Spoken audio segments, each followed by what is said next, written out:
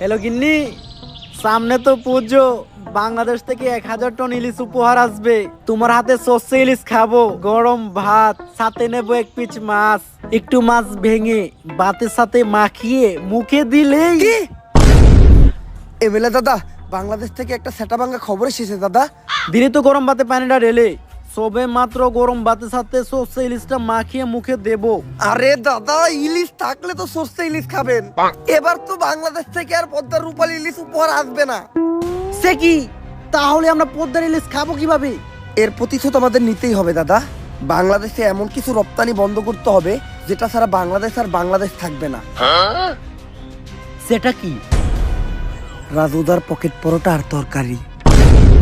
চলুন দাদারা, আপনাদেরকে একটা খবর দেই। বাংলাদেশ থাকবে না, থাকবে না বাংলাদেশ। আজকে আমি শোকাহত, আজকে আমি চিৎকার করব না, আজকে আমি রাখবো না। বাংলাদেশ থাকবে না। বাংলাদেশের জেলা চট্টগ্রাম, ফেনী, কুমিল্লা কোনোটাই থাকবে না। বাংলাদেশের চিকেন লেগরে আমরা কুকুরের মতো কামড়ে খেয়ে ফেলবো। থাকবে না বাংলাদেশ। এই যে রাজুদার তরকারি পরোটা দিলাম না রপ্তানি বন্ধ করে, বাংলাদেশের মানুষ এখন হাঁকবে কি করে? বাংলাদেশের মানুষের তো রাজুদার তরকারি আর পরোটা না খেলে হাগাই ক্লিয়ার হয় না। বাংলাদেশ থাকবে না, থাকবে না, না হাঁক দিয়ে পেরে মরে যাবে।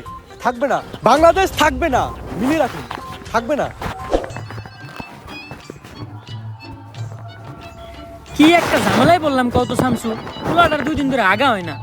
আমি আর কি করবো, তোমার তো পোলার হয় না, আমার তো নিজেরই হয় না। ইন্ডিয়া যখন কইছিল সামনে বাংলাদেশে অনেক বড় বিপদ হইব, তখন ভাবছিলাম না খাইতে পেরে মরে যাবো। ওহন তো দেখতেছি না আঁকতে পেরে মরে যেতেছি। রাজুদার পকেট পরোটা তরকারিটা খেলে সুন্দর পেটটা ক্লিয়ার হয়ে যেত। ইন্ডিয়া রপ্তানি বন্ধ করে আমাকে ফলাইছে বিপদে। এমনি যদি চলতে থাকে তাহলে তো সামনে আমরা অনেক বড় একটা বিপদে পড়বো। ইন্ডিয়া থেকে কি রাজুদার পরোটা তরকারি আনার কোনো উপায় নাই? শুধুমাত্র সিন্ডিকেটের মাধ্যমে বর্ডার ক্রস করে পরোটা আনা সম্ভব। এত রিস্ক নিয়ে এই কাজ করবো কে? একজনই আছে, সিন্ডিকেট জগতের বাদশা, পুষ্পা।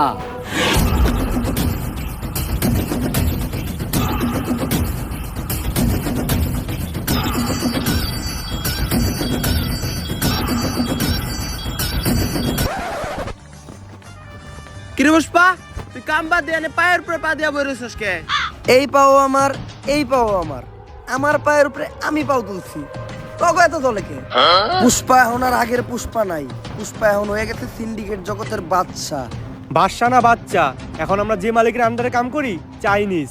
কয়দিন আগে হের সামনে একজন পার উপরে পাও তুলছিল, চাইনিজ কোল্ডে কোপ দিয়ে পাও উইকে ঢেলাইছে, তাও আবার মাঝখানেরটা। আরে পুষ্পা বাউ, আপনি পাও না মইলেন কে? আপনার এই অ্যাটিটিউড দেখেই তো আমি আপনার লগে আইছিলাম। আরে বেটা, পাওই যদি না থাকে তাহলে উঠাবো কি? তাও আবার মাঝখানেরটা। বাঘই যদি না থাকে তাহলে জঙ্গল চলবো কেমনে?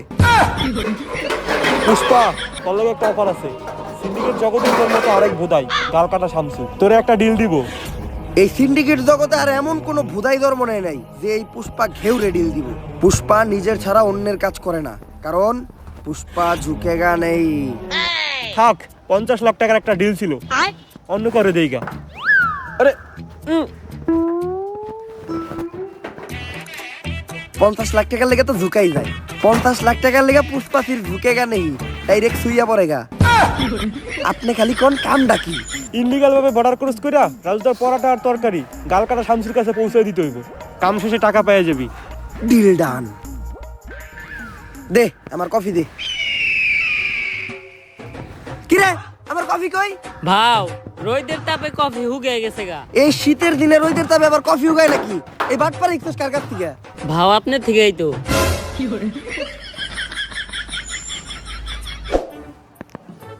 ভাও, একটা কথা আপনারে কখনো জিজ্ঞানো হয় নাই। কি?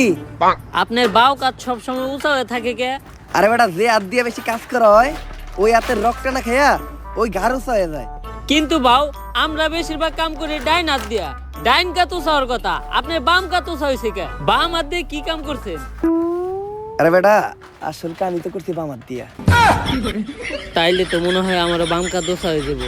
আজকের থেকে বাদ দিতে হইব।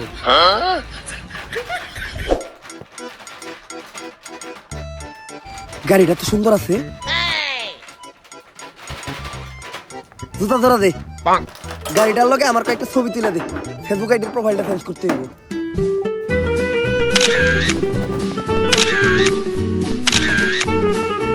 শালা ফকিন্নি আমার গাড়িটা ময়লা করে দিল। সরেনতে এখন যা আবার গাড়িটা ধুইতে হইব।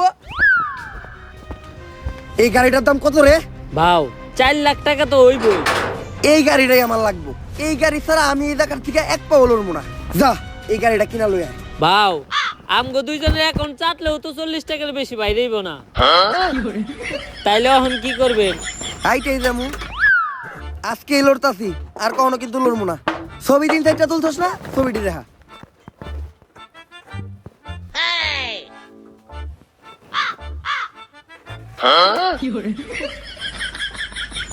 নাটকির পো তুই বর্ডারের আশেপাশে লক্ষ্য রাখ। রাজু তা পরোটা নিয়ে এত দেরি করতেছে কে? দাদা পরোটা নিয়ে এসেছি দাদা। এত দেরি লাগলো কেন? আর আমরা কিভাবে বুঝবো তুমি আসল রাজুদা আর এটাই রাজুদার আসল পরোটা? প্রমাণ দাও। দাদা এক প্লেটে 3টা বাসি পরোটা, আনলিমিটেড পচা তরকারি, সাথে সেদ্ধ পচা ডিম, একটি তরমুজ, পেঁয়াজ আর 2টো কাঁচা লঙ্কা, 40 টাকা। যা দিয়ে ট্রেনের টিকিটও হবে না দাদা। ডায়লগ হই নাই বুঝা যাইতেছে এটাই আসল রাজুদা। কিন্তু দাদা তোমার পরোটা না আগে 30 টাকা করে ছিল, তুমি হঠাৎ করে 40 টাকা বানিয়েছো কেন? আরে দাদা 30 টাকা তোমার পরোটার দাম, আর 10 টাকা এক্সট্রা নিয়ে সস্তা ফুড ব্লগাররা ভিডিও করে তার জন্য। আমরা ভিডিও করবো না, আমার কাছ থেকে 30 টাকা রাখতে হইব।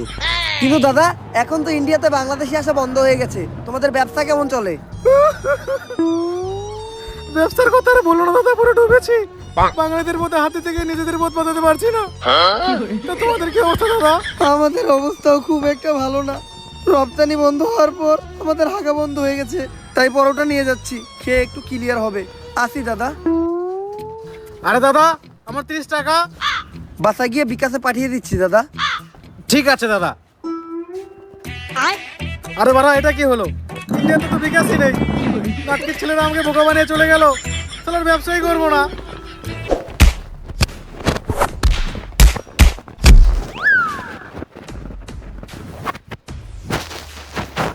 ভাও সামনে তো পুলিশ সিভিল ড্রেসে চেকিং করতেছে, এখন এই দিক দিয়ে যাওয়ার উপায় কি? এনথেকে বাইরে হওয়ার একটা বুদ্ধি আমার কাছে আছে। আমরা ভিখারি সাজবো, কারণ ভিখারি সাজলে আমাদের ওরা সন্দেহ করবো না। ভাও ভিখারি সাজার কি আছে? আমগরে তো ভিখারি মতোই দেখা যায়। এই ভিখারির পাশাপাশি আমরা প্রতিবন্ধীও সাজবো, তাইলে সন্দেহ করার আর একদমই চান্স নাই, সহজেই বেরিয়ে যাবো। ভাও প্রতিবন্ধী হাজারও কোনো দরকার নাই, আপনার এক গারুসা দেখে আপনার প্রতিবন্ধীর মতোই দেখা যায়। তাইলে এখন একটা কাম করার আমাকে বাকি আছে। কি ভাও? আম্মা দে বাবা, আম্মা দে বাবা, আম্মা দে বাবা। এই কারা কে তোরা? আর কই যাস? খালি পায়ে আইটা পায়ে পড়ে গেছে ফুসকা। নাম আমার পুষ্পা। বুঝছি ভিখারি তোরা। এই ভিখারি গুলারে ছেড়ে দে। তোরা ওই পিছের রাস্তাটা দিয়ে ঘুরে যা। এই সোজা রাস্তা রাইখা পুষ্পা পিছনের রাস্তা দিয়ে ঘুরে যাইব না, কারণ পুষ্পা ঝুঁকে গান হে।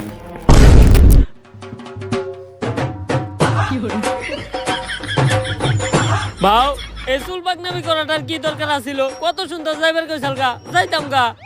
পুষ্পা ঝুঁকে গান নেই। ঝুঁকেন নাই, ডাইরেক্ট কান ধরে উঠবস করতেছে। থামসকে উদ্বোস কর। গালগাটা থামছো, এই যে তোমার মাল, চেক দিয়ে নাও।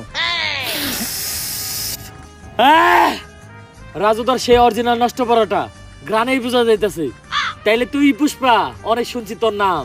শোনারই কথা, কারণ আমি নামই এমন বানাইছি। তা কি শুনছো? আগে চুরি বাটপারি করতি, এখন সিন্ডিকেট চালাস। তোমার নামে কম শুনি নাই, বাল কাটতে যায় গাল কেটে লাইছিলা, তারপর থেকে সবাইটাকে গাল কাটা থামছো।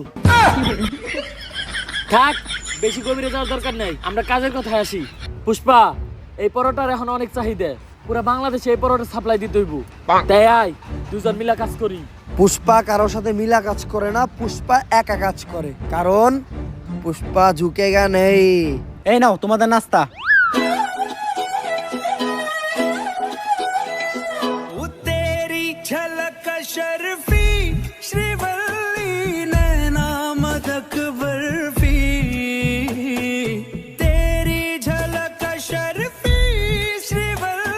এই নাস্তা নিয়ে যাও, ডিল ক্যান্সেল হইছে।